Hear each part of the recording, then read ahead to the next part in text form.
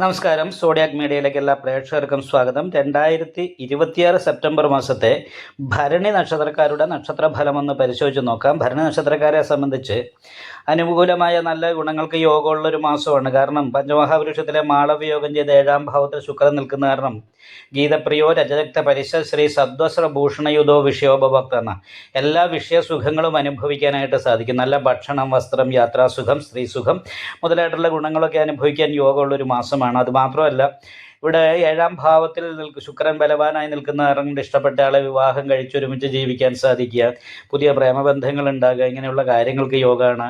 എല്ലാ ഭൗതിക സുഖങ്ങളും അനുഭവിക്കാനായിട്ട് സാധിക്കും. പക്ഷേ 4-ാം ഭാവത്തിൽ സർവേശ്വരകാരകനായിരിക്കുന്ന വ്യാഴം ഭാഗ്യാധിപതി 4-ാം ഭാവത്തിലെ കുടുംബസംബന്ധമായ ഭാഗ്യങ്ങൾ അനുഭവിക്കാൻ സാധിക്കുമെങ്കിൽ പോലും കുറച്ചൊരു വ്യാഴപ്പഴവ് ചാരവശാൽ 4-ൽ വ്യാഴം നിൽക്കുമ്പോൾ കുടുംബസംബന്ധമായ പ്രശ്നങ്ങൾ കൊണ്ട് കുറച്ച് ടെൻഷനും കാര്യങ്ങളും വർദ്ധിക്കാനുള്ള യോഗമാണുള്ളത്. അപ്പോൾ ഇവിടെ 4-ാം ഭാവത്തിൽ വ്യാഴം നിൽക്കുന്നതിനും വ്യാഴപ്പഴമുണ്ട്. വിഷ്ണുക്ഷേത്രം, നെയ്വിളക്ക്, ഭാഗ്യാസൂക്ത പുഷ്പാഞ്ജലി മുതലായിട്ടുള്ള വഴിപാടൊക്കെ ചെയ്ത് ദൈവാദിനം വർദ്ധിപ്പിക്കാൻ പ്രത്യേകം ശ്രദ്ധിക്കുന്നത് നന്നായിരിക്കും. അതേപോലെ ലഗ്നാധിപതി സഹായസ്ഥാനത്ത് ഇഷ്ടസ്ഥാനത്താണ്. അപ്പോൾ നമുക്ക് മറ്റുള്ളവരെ സഹായിക്കാൻ പറ്റും. അതേപോലെ തന്നെ മറ്റുള്ളവരെ സഹായം സ്വീകരിക്കാനുള്ള യോഗമുണ്ട്. സ്വക്ഷേത്ര ബലവാനായിട്ടാണ് 3-ാം ഭാവാധിപതി ആയിരിക്കുന്ന ബുധൻ 6-ൽ നിൽക്കുന്നത്. അപ്പോൾ ബലവാനായി നിൽക്കുന്ന 6-ാം ഭാവാധിപതി ശത്രുദോഷം പോലെയുള്ള കാര്യങ്ങളൊക്കെ കുറയ്ക്കും. എന്നാൽ 5-ൽ നിൽക്കുന്ന സൂര്യൻ കേതുവിനോട് യോഗം ചെയ്തിട്ടാണ്.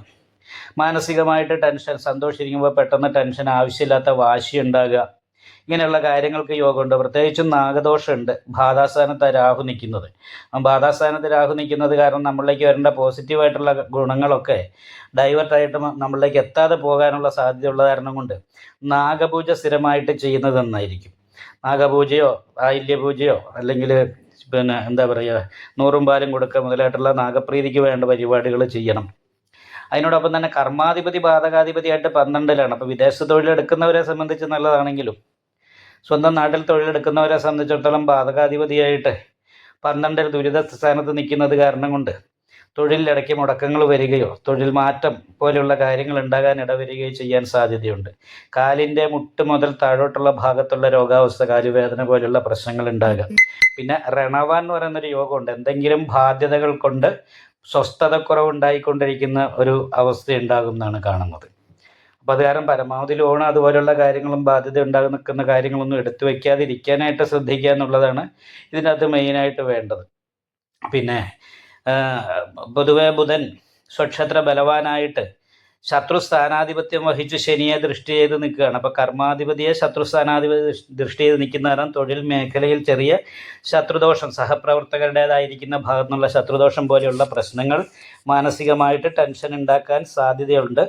അപ്പോൾ അത് ശ്രദ്ധിക്കുക. എന്തായാലും വിഷ്ണു ക്ഷേത്രത്തിൽ നെയ്വിളക്ക്, ഭാഗ്യസുക്താർച്ചന മുതലായിട്ടുള്ള വഴിപാടുകളും ചെയ്യണം. അതേപോലെ തന്നെ 12-ൽ ശനി, 7 ശനി തുടങ്ങിയത് കാരണം അയ്യപ്പ ക്ഷേത്രത്തിൽ നീരാഞ്ജനം വഴിപാട് ചെയ്യണം, നാഗപൂജ ചെയ്യണം. നല്ല പ്രാർത്ഥനയൊക്കെ ഉണ്ടെങ്കിൽ വളരെ നല്ല അനുകൂലമായ ഗുണഫലങ്ങൾ അനുഭവിക്കാൻ ഈ മാസത്തിൽ ഭരണി നക്ഷത്രക്കാർക്ക് സാധിക്കുന്നതാണ്. നിങ്ങൾക്ക് ഈ വീഡിയോ ഇഷ്ടപ്പെട്ടാൽ ലൈക്ക് ചെയ്യുക, നിങ്ങളുടെ അഭിപ്രായങ്ങൾ കമൻറ്റ് ചെയ്യാം.